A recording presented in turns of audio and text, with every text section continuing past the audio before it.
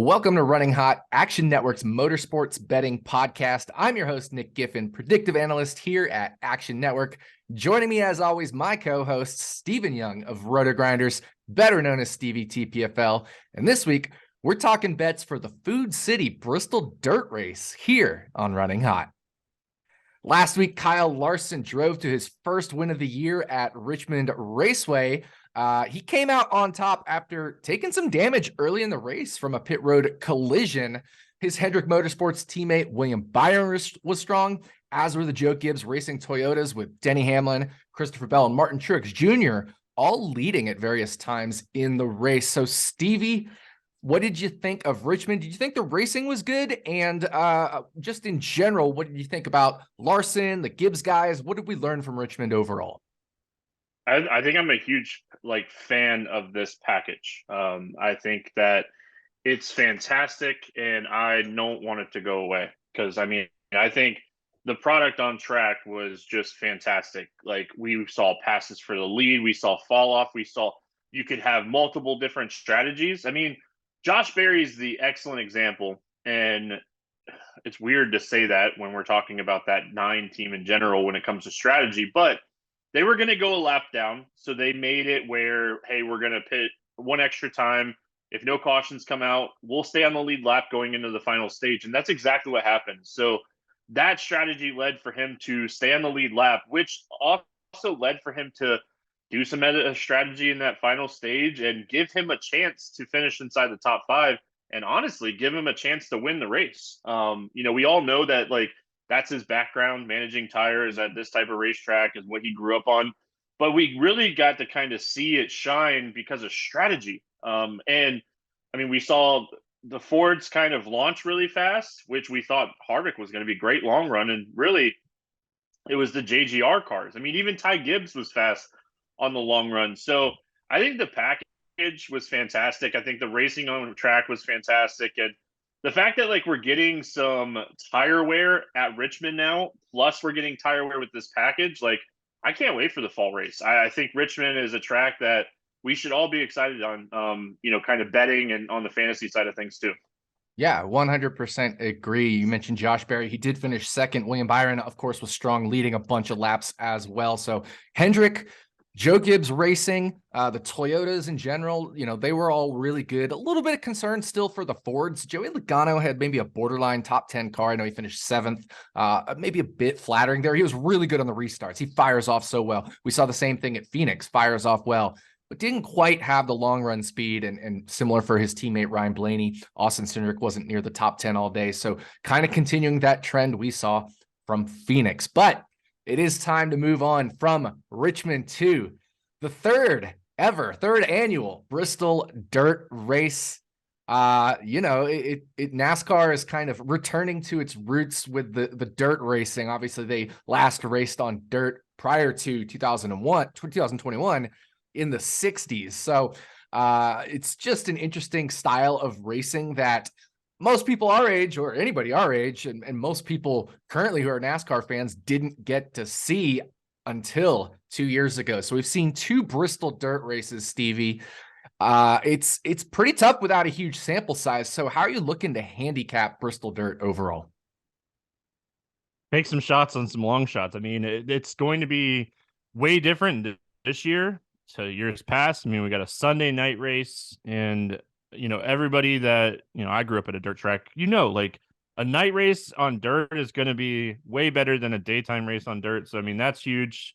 They're taking away live pit stops, which I think is massive. It's the most important thing coming into the weekend. Practice is going to be nice to see who's fast and everything, but no live pit stops. Strategy has crushed people at the dirt race over the last 2 years. So I love the fact that we're getting away from live pit stops. I think that this is an excellent chance for fast cars to be fast, and we see really good racing at the front where strategy doesn't put a fast car 20th and they get damaged and we never see them again. So I'm not a fan of no live pit stops normal weeks, but I am a huge fan of it this week. So as far as handicapping it, you have to, look at the data that we have, obviously, but you have to look in depth into that data. One of my favorite things is who's been able to pass these last 2 dirt races. and it's not something that we talk about a lot when we're looking at, weeks ahead of things. So I think you want someone that can pass, because if you could pass on Bristol dirt the last 2 years, that means you're passing on multiple grooves on the dirt track, and you're probably going to be good enough to pass this year as well. So, that's the quality pass percentage is something I'm really looking forward to this weekend. Yeah, definitely. I agree with that. And for those of you who don't know what Stevie is saying when he's talking about no live pit stops, normally, obviously, in NASCAR, in the Cup Series, when they pit, you try to pit as fast as possible and you try to beat everybody off pit road. It's a race. When he says no live pit stops, there's basically a time limit that they're going to have, and everybody's going to come in and pit. They're going to make the changes they need, and they're going to come back out in the same order that they came in, barring any penalties, of course. So that's what Stevie means there. They're going to go into the pit box, into the pit road in the same order, and they're going to come out in the same order. So pit stops aren't going to affect the outcome of the race in that way. So that, again, removes the strategy element. It removes the potential for pit mishaps to affect the race, and it's going to let the faster cars, as Stevie mentioned, stay toward the front. So definitely a big change there. It also, I don't want to interrupt you, but fine. We have potential strategy now too. I mean, you don't have to pit. Like that end of the first stage or whatever, like they have enough gas to run like 150 laps here. So, if you get a couple cautions and you think, it just opens up strategy as well. So we saw it with the truck race when they used to do Eldora with no live pit stops, and it always made for fun, exciting racing. So as a fan, I can't wait. And I think on the betting aspect, I think it's going to be huge, because we could really kind of target the cars that seem to unload with a lot of speed, where we know they're probably going to do well in the heat race, and practice is Friday, qualifying Saturday. So we have like a 12-hour to 16-hour window to see if any books leave anything up that we want to take advantage of. Yeah, definitely. So because we are on dirt, it is a different surface. And all these NASCAR drivers, they have very different backgrounds on how they got into the Cup Series. Some guys have a dirt background. You think about Christopher Bell or Kyle Larson, Ricky Stenhouse Jr., and then other guys, Martin Truex Jr., Daniel Suarez. They had a very good first Bristol dirt race, and they had never really raced on dirt before, either of them. I know Daniel Suarez said his first laps ever were for the actual race itself, because they didn't even have the heat races the first year. How much does dirt background versus non-dirt background seem to matter to you? Also, I don't think it mattered too much that first year. The track was so hard, and they didn't get really good dirt racing. It was more like an asphalt track, and we saw Martin Truex Jr., who has no background whatsoever. He's one of the fastest cars, and he dominated the truck race with no experience. So, I think it's important for sure to have a background in dirt, especially now, this new car. Look who did well last year. Like Kyle Busch did well last year, won this race. He has been racing dirt a lot over the last 2 or 3 years. Tyler Reddick, he has some dirt background. Joey Logano doesn't have any dirt background, but let's just be honest. Joey Logano is a talent. He is so incredible. He can drive anything. So Kyle Larson was one of the fastest cars last year. He has a huge background. So Alex Bowman has spent a ton of time racing dirt over the last 2 or 3 years. He finished 6th last year. Christopher Bell finished 7th. He's a dirt background racer. So while we say it doesn't matter that much, look at who finished in the top 10. Like Ty Dillon finished 10th last year. He has a big background in dirt racing. So it matters. We still see guys that don't have dirt backgrounds do well, but the guys that have the dirt background are going to know how to find the lines that are going to be the fastest and try to find the grip and be able to move around. So if you're just trying to run the bottom the whole race, you're going to finish 15th. If you can't move around and find the grip, you're not going to finish well. So I think dirt background matters a lot. Is it going to be like an end all for me? No, Joey Logano doesn't have any. He won the first dirt race. So, I think you have to have the right mix. Do I think a dirt background guy wins the race? Yes, I do. Yeah, definitely. And with that, obviously, we do have a dirt specialist in this race. We have Jonathan Davenport racing the number 13 Colleague car. What are your prospects here? I know when that got announced, you were kind of excited about it. What do you think about him? Very talented in the dirt world. I'm really excited for him in the trucks. I think he has a much better chance to potentially win the truck race than he does the Cup race. the Cup cars, even though like he's gonna get some time, hopefully with practice and qualifying and the races, the heat races and stuff. I still think it's a whole different animal for someone that's not in the Cup car, where I think you can get into a truck and you can be competitive right off the bat. So, I mean, I would be shocked if he finishes inside the top 10 and he's one of the better dirt racers in, the United States. So, I mean, that's kind of where it's like you have to have the right mix between dirt and non-dirt. But Yep. I mean, I wouldn't be shocked if he comes out and he's fast. And with this no live pit stop thing, I mean, he's not getting the downgrade of, hey, he's got the third pit crew for colleague racing this weekend, because there's no such thing. The only way you're losing like time on pit road is if you spend more than, I think it's like the 3 minutes or whatever it is. So they're red flagging the race. So like there's no pit road penalty, speeding penalties, because everyone's going to be slow. Like it's just, it just adds that aspect. Yeah, definitely. I think it's going to be interesting to see how Jonathan Davenport does. So you mentioned year one, the track was kind of hard. Obviously, we saw a lot of just dirt get kicked up. It wasn't wet enough. It raced a little bit more like an asphalt track. Obviously, it wasn't an asphalt track, but it certainly raced a little more like one. Last year really did race like a dirt track. I assume we're going to expect that again this year, but do you think it's going to be even more differences? What are we kind of expecting in year 3? I mean, I think it's just going to keep getting better. I'm not a huge fan, for what it's worth, of them running Bristol dirt. I feel like Concrete Bristol is one of the best races that we have. And I mean, why not just do this at a dirt track that's built for this? Mm-hmm. With that said, I mean, if you look from year 1 to 2, it got way better. Year 1 was a mess. I'm not even going to use the right terms, but it was a mess. We'll just call it that. Year 2, I mean, last year was fine.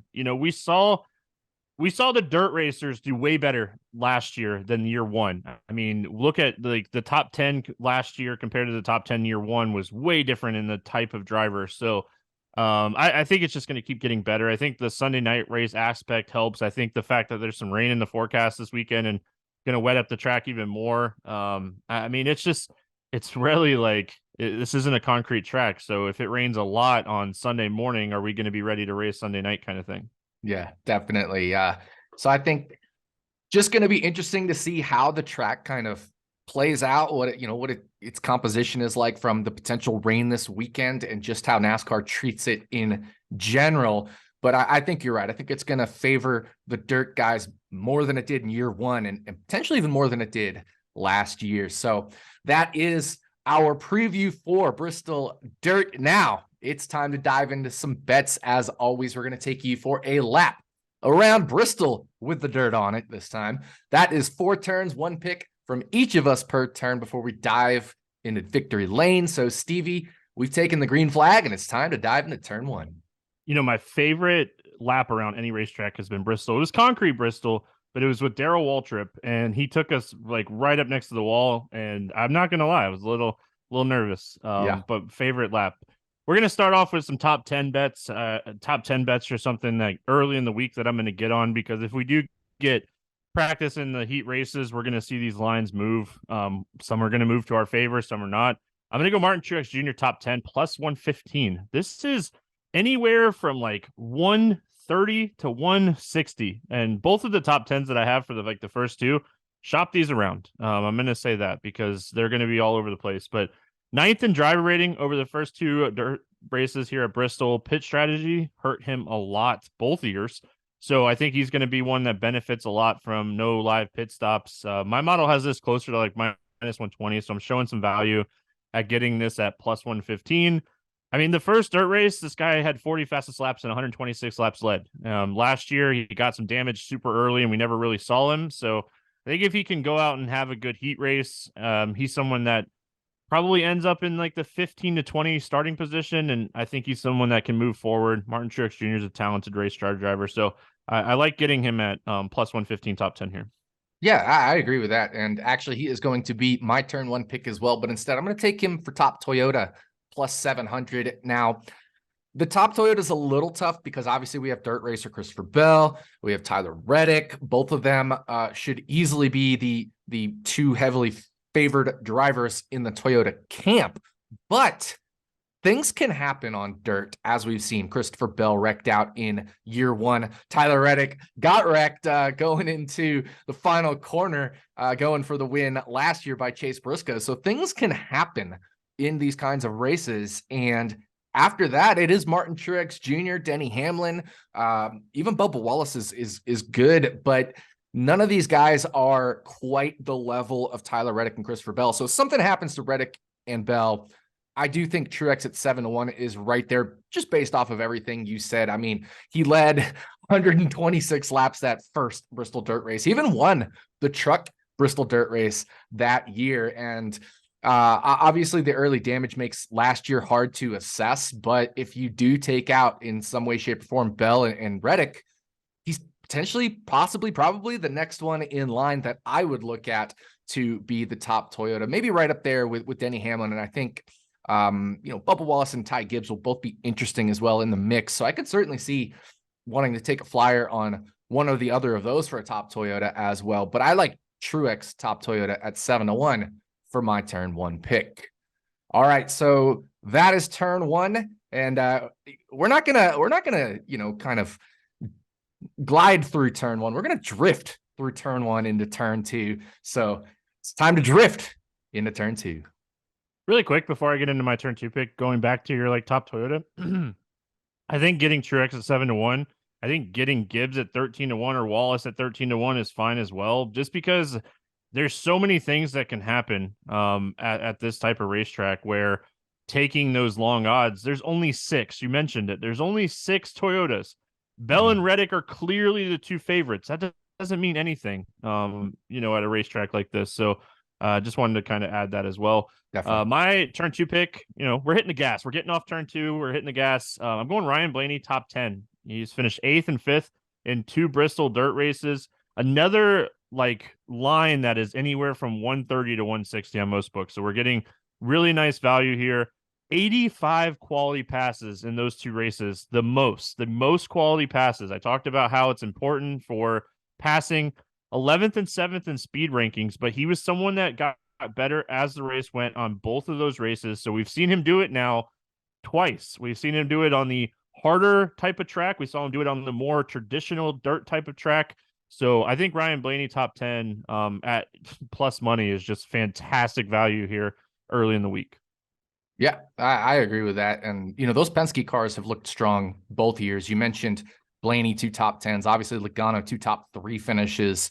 Yeah. So Penske here, they've kind of hit it. They've definitely hit it at Bristol Dirt, and it doesn't seem to matter which kind of or style of Bristol Dirt racing we have here. So I definitely am on board with you there for Blaney top 10.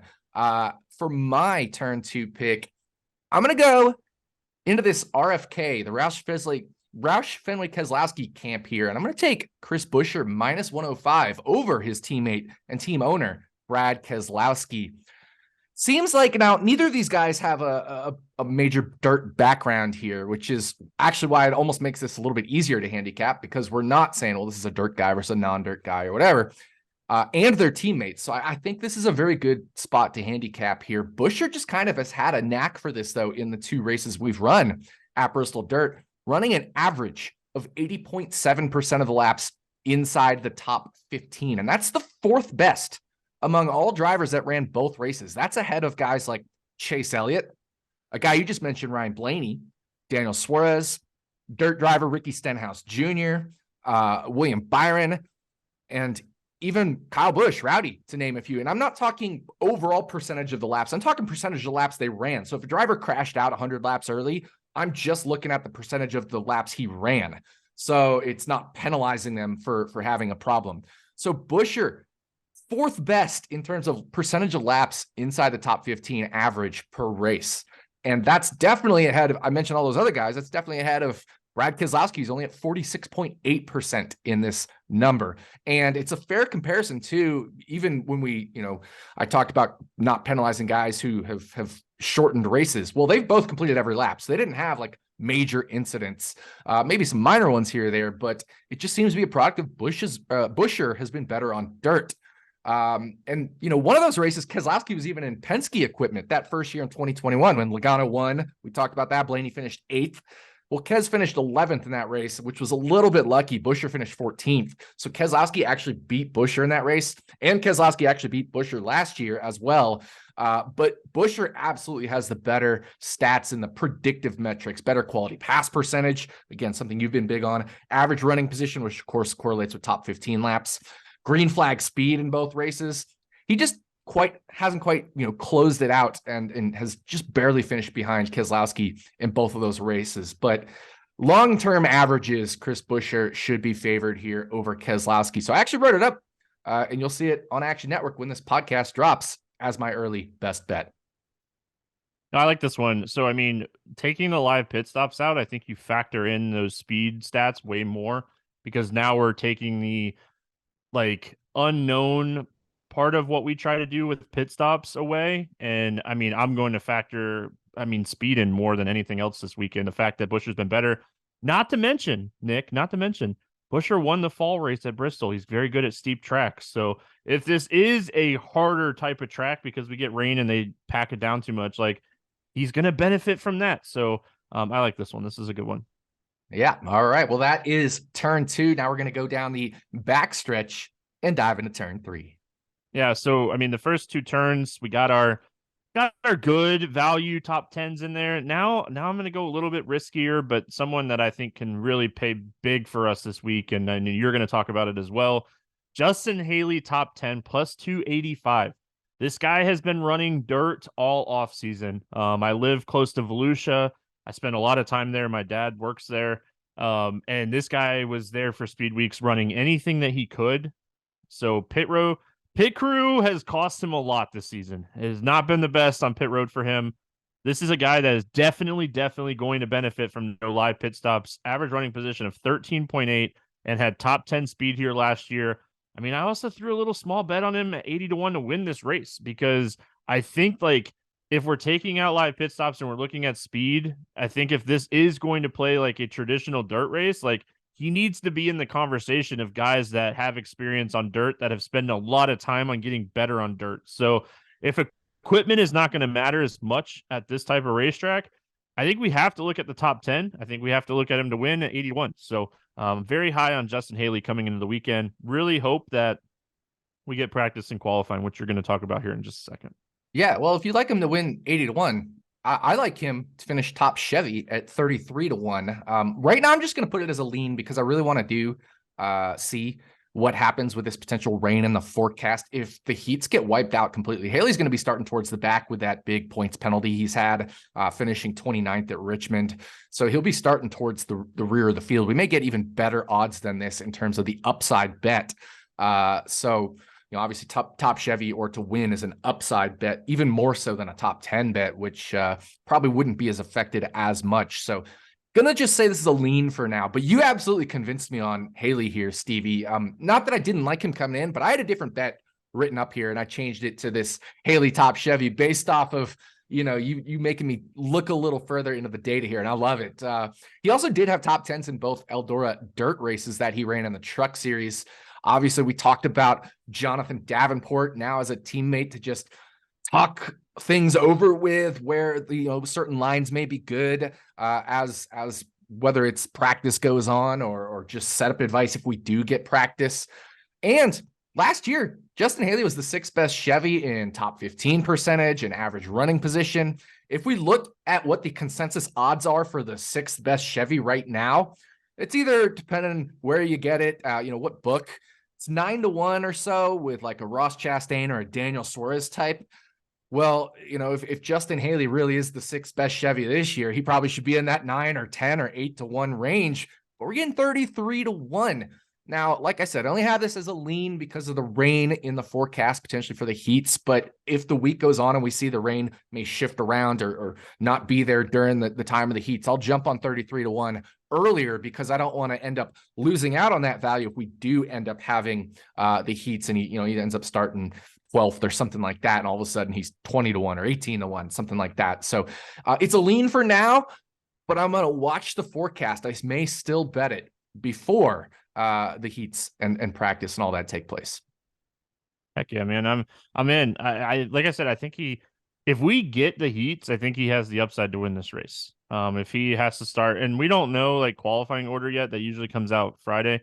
So we don't know that yet because of the metric system and all that stuff. I don't even try. Like, I'm a math person and I love math, but I don't even try to figure out the metric system. I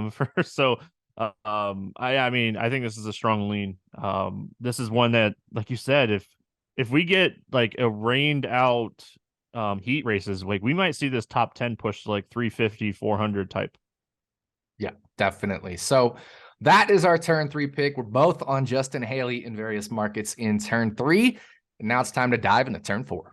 I mean, we're not at Daytona and Talladega by any means, but we can definitely see the checkered flag waving, and we got to take some shots, right? I wouldn't be doing a full unit on this one.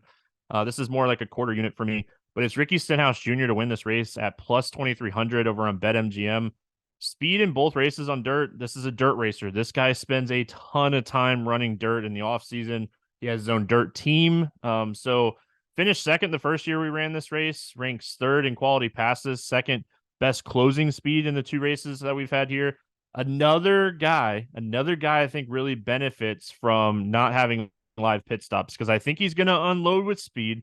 I think he's going to qualify well. So I think he's someone that if we do get heat races, this line is going to move in the bad side of what we want. If we don't get heat races, this probably moves to like 28, 29, 30 to 1 type of thing. Because I do think, if I remember correctly, he's starting further back. Now I have to look. I'll look while you're talking, and I'll circle back on that really quick. But I totally forgot to look on where he would start if it was going to rain out. Yeah, for sure. And one other thing about Ricky Stenhouse Jr., if we're talking, recent form, is I don't know how much that's going to play a factor just in terms of how well he's run this year, but he is currently sitting 16th in points. And if not for that problem at Richmond, he'd be even higher. He's had some much better finishes this year, some better runs this year than last year. So overall, just that car seems to be performing better as well there on Ricky Stenhouse. Yeah, that's Jr. going to kill him in the metric too, that issue that he had at Richmond, like, because I know it factors in like previous race, and he finished 35th in that race. So, yep. So I mean, yeah, you really want to see like qualifying. So I mean, this is again like a quarter unit bet for me, but I mean, I like it, man. If we get heat races, this guy, I really think he's going to be fast this weekend. Yeah. All right. I agree with you there. I love Ricky Stenhouse Jr. this weekend. Just trying to figure out where I want to go with all my bets before I take too many outright bets to win. For my turn 4 pick, I'm diving deep here.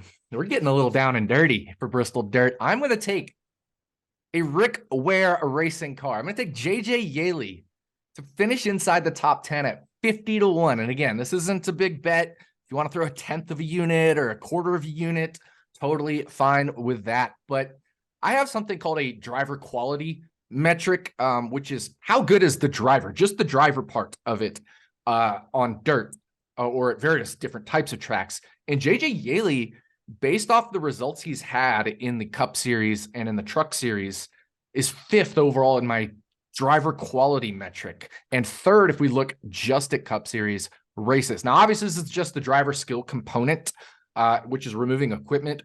Rick Ware equipment, not good. So you definitely got to bump them way down for that. But equipment doesn't matter as much at Bristol Dirt as it does at other places. And, let's look at somebody else who I know people have been high on this week, Todd Gilliland. Todd Gilliland opened as a top 10 at 14 to 1 and has been bet down to around plus 300 or so, give or take a little bit. Well, JJ Yaley last year spent 8.1% of the laps that he ran inside the top 15. That's more than Todd Gilliland had.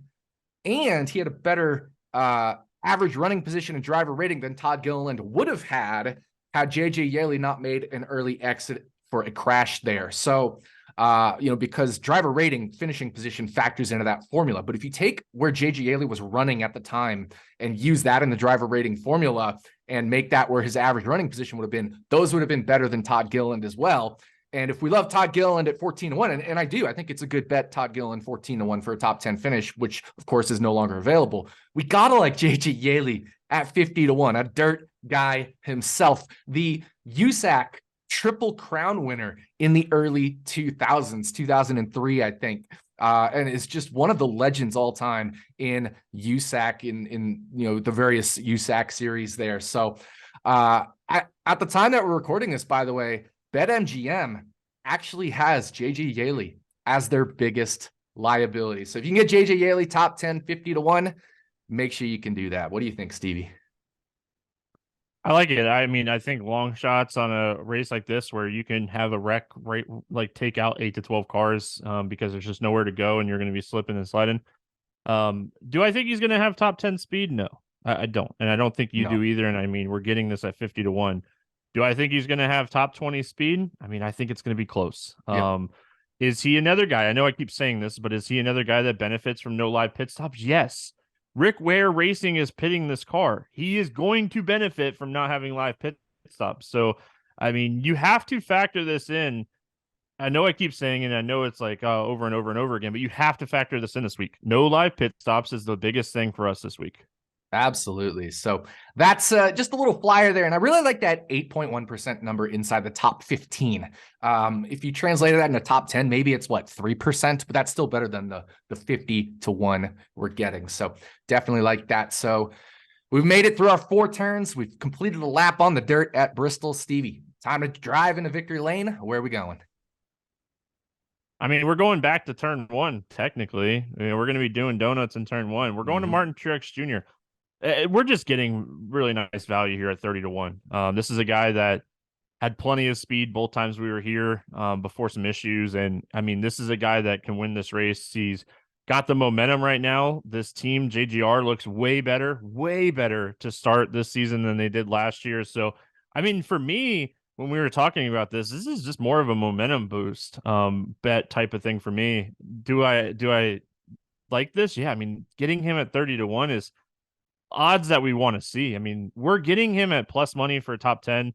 We're getting him at way plus money as top Toyota. And we're getting value at 30-1 to win the race. So Martin Truex Jr., kind of the focus of the podcast early in the week.